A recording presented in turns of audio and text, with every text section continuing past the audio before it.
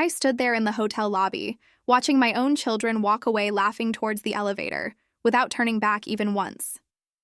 Monica, my daughter-in-law, had said something about finally being rid of the burden, and they had all laughed.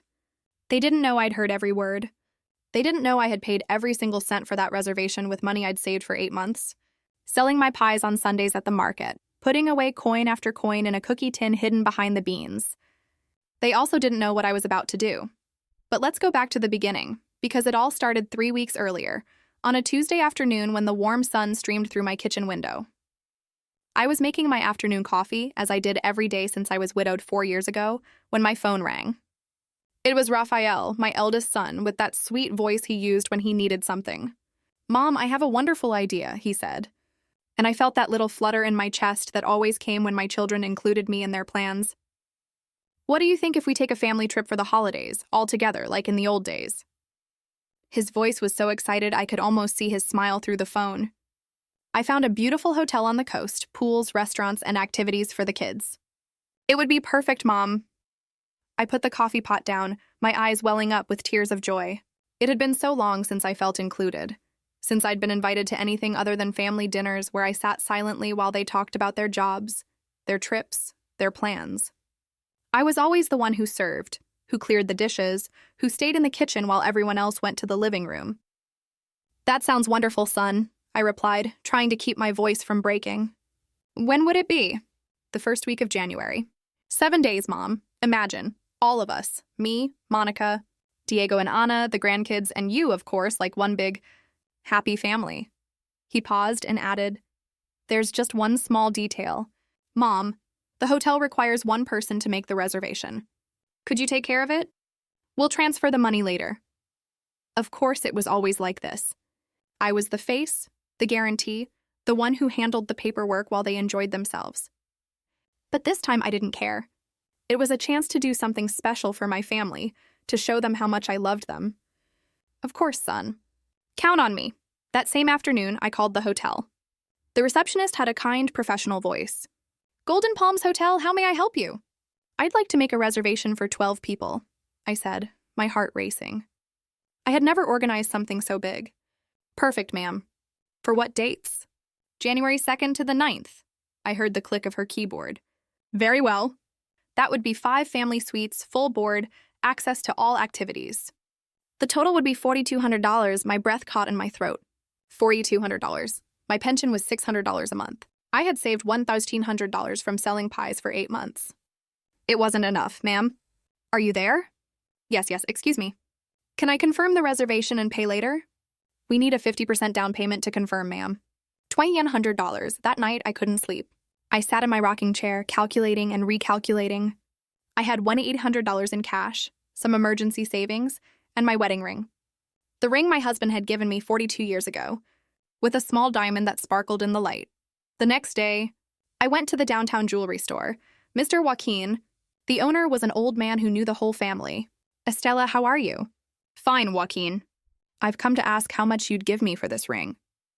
He examined it with his loupe, turning it between his wrinkled fingers. "It's a good piece, Estella. I can give you $800. It felt like a punch to the gut. $800 for 42 years of marriage. But I thought of Raphael's smile, of the chance to have my whole family together, happy. It's a deal. With the money from the ring and my savings, I called the hotel that afternoon and paid the deposit. The reservation was confirmed in my name, with my credit card as a guarantee. 5 family suites, 12 people, 7 days of full board. Over the next few weeks, whenever I spoke to Raphael or Diego, they asked about the trip details but never mentioned the money. "We'll talk about that later," they'd say. "The important thing is that we're all together." I kept selling pies, doing sewing jobs for neighbors, and saving every peso I could to make the final payment. My house grew colder because I turned down the heat. I ate less meat, I walked instead of taking the bus. All for this perfect family trip. The night before the trip, I finished paying the full reservation with my credit card. $4,200, my entire wedding ring, all my savings, plus the debt left on the card. But it was worth it. I was going to have 7 perfect days with my family. I had no idea what I was about to discover. The morning of the trip, I was up before dawn. I had packed my suitcase the night before, feeling like a child before Christmas. Raphael was supposed to pick me up at 7 a.m. At 7:30, he honked from the street. I got in the car. Monica, my daughter-in-law, was in the passenger seat, scrolling on her phone. My 2 youngest grandkids were in the back. "Good morning, family," I said, but only the kids replied. During the drive, I tried to make conversation, but their answers were monosyllabic. Monica was glued to her phone, laughing at something in a group chat. "Something funny?" I asked, trying to join in. "It's my friend's group chat," she replied without looking up. Things you wouldn't understand. When we arrived at the hotel, it was more beautiful than I could have imagined. I went to the reception desk. "Good morning," I said to the young receptionist. "I have a reservation under the name Estela Morales." She typed on her computer and smiled. "Of course, Mrs. Morales, we were expecting you. 5 family suites, 7 nights, full board for 12 people. Everything is in order." As she prepared the keys, I overheard my sons behind me. 5 suites, Diego whispered to Raphael. "Mom organized everything," Raphael replied. "We'll figure out how to split the costs later." The receptionist handed me the keys. I turned around, excited to share the details with my family, but I froze. They were gone. Raphael, Diego, Monica, Anna, and all the grandkids had vanished. Only Mariana, my 17-year-old granddaughter, remained, looking at me with a strange expression. "Where is everyone?" I asked, a sinking feeling in my stomach. "They went to the elevators," she said, biting her lip. "Dad said they were going to get settled in the rooms and we'd meet up later, without waiting for me, without the keys." Mariana didn't answer, but I saw in her eyes that she was hiding something. We went up to the 3rd floor, but there was no trace of them. "Mariana, what's going on?" I asked, my voice trembling. She sighed and took out her phone. "Grandma, there's something you need to know. They're in the family WhatsApp group." She hesitated. "What WhatsApp group?" "The one Dad, Uncle Raphael, Mom, and Aunt Monica made. It's called Drama-Free Vacation." Her voice grew smaller. "Grandma, they didn't want you to come on the trip." The marble floor seemed to shift beneath my feet. Mariana showed me her phone. The screen displayed the group chat. The recent messages shattered my heart. "We're here. The old lady took care of everything as usual. Perfect. Now we can enjoy ourselves without her watching us all the time. Did you see how excited she got at the reception? So embarrassing. Well, at least she's useful for something. Let her stay in her room watching TV while we have fun." The words blurred before my eyes. Tears welled up, choking me. $4,200, my wedding ring, 8 months of work. All so they could enjoy themselves without drama, without me. "Grandma," Mariana's voice sounded distant. "Are you okay?" No, I wasn't okay. But I wasn't finished either. The messages kept coming. "I hope she doesn't get difficult about family meals. Relax, Monica. If she gets unbearable, we'll just tell her she's tired and should go rest." I closed my eyes, the bitter taste of humiliation in my mouth. "Mariana," I said, my voice unfamiliar even to myself. "How long has this group existed?" She scrolled up. Since Uncle Raphael proposed the trip, Grandma." It was true.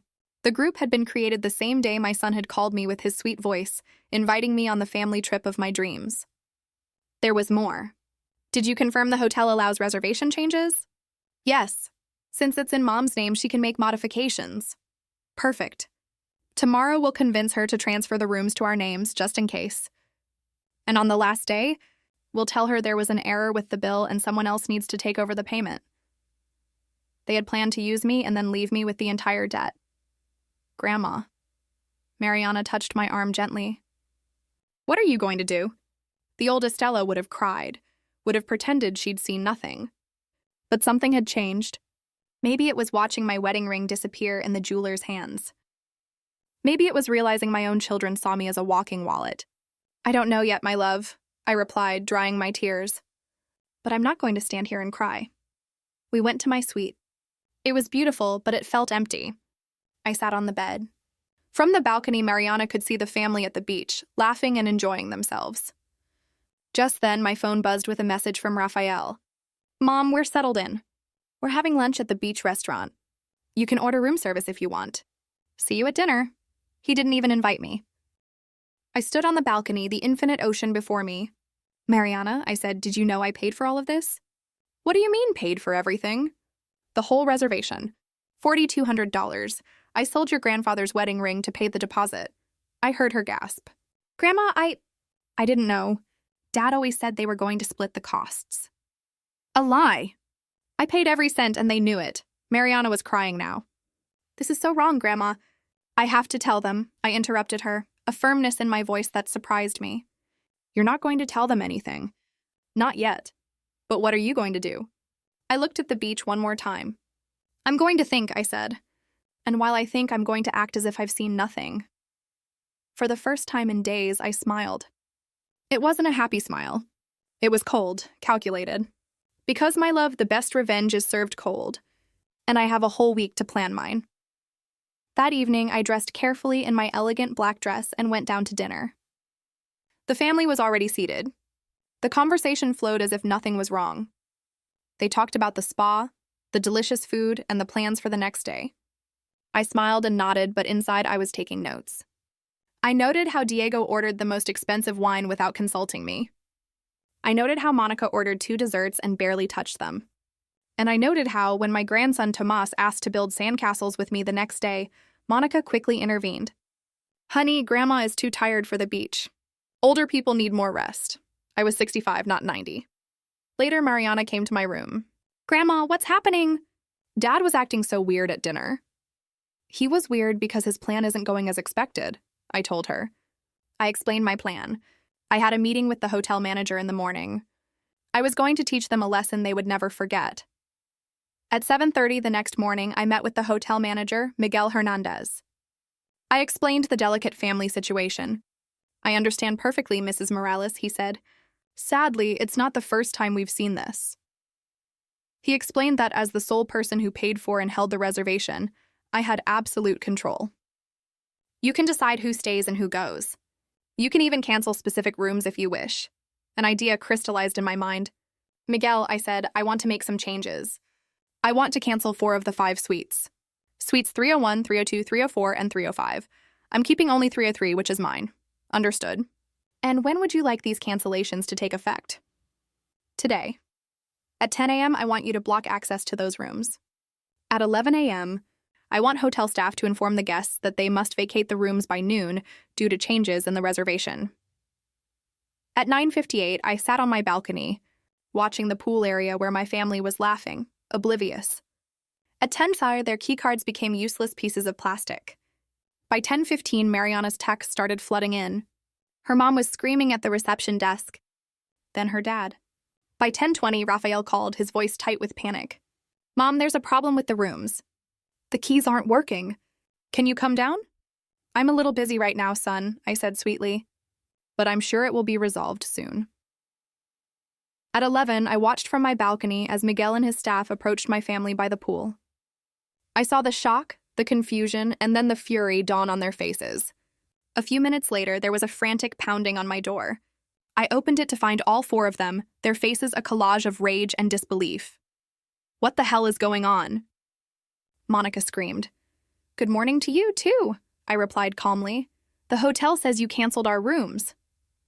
Rafael said, trying to sound reasonable. That's right, I said. You're no longer welcome on my trip. Your trip? Anna asked, confused. I thought so too, I said, until I found out you don't consider me family. I held up my phone and showed them the screenshots from their secret WhatsApp group. The color drained from their faces as they read their own words. Mom, Diego pleaded. We made a mistake. We can fix this, can you? Can you erase the messages? Can you undo the fraudulent bank dispute you were planning? Can you give me back the respect you took from me? You're destroying this family, Anna cried. No, I said. This family destroyed itself when you decided I was a burden. Mariana appeared at the door. What's going on? The kids don't understand why we have to leave. My heart ached for her.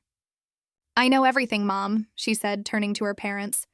I know what you've been saying about Grandma. I know you just used her to pay for everything. She sold her wedding ring for us. The revelation hit them like a physical blow. You sold your ring?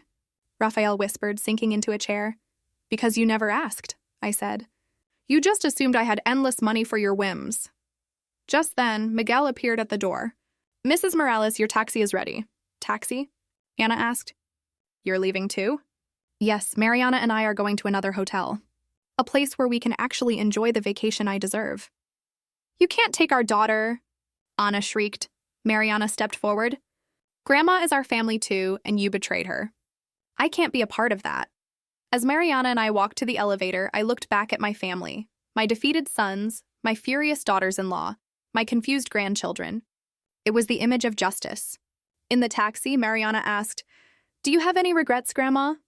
I thought for a moment. "No," I said finally. "I only regret that it took me so long to value myself." For the first time in years, I felt free. It was terrifying and liberating all at once. But mostly it just felt right.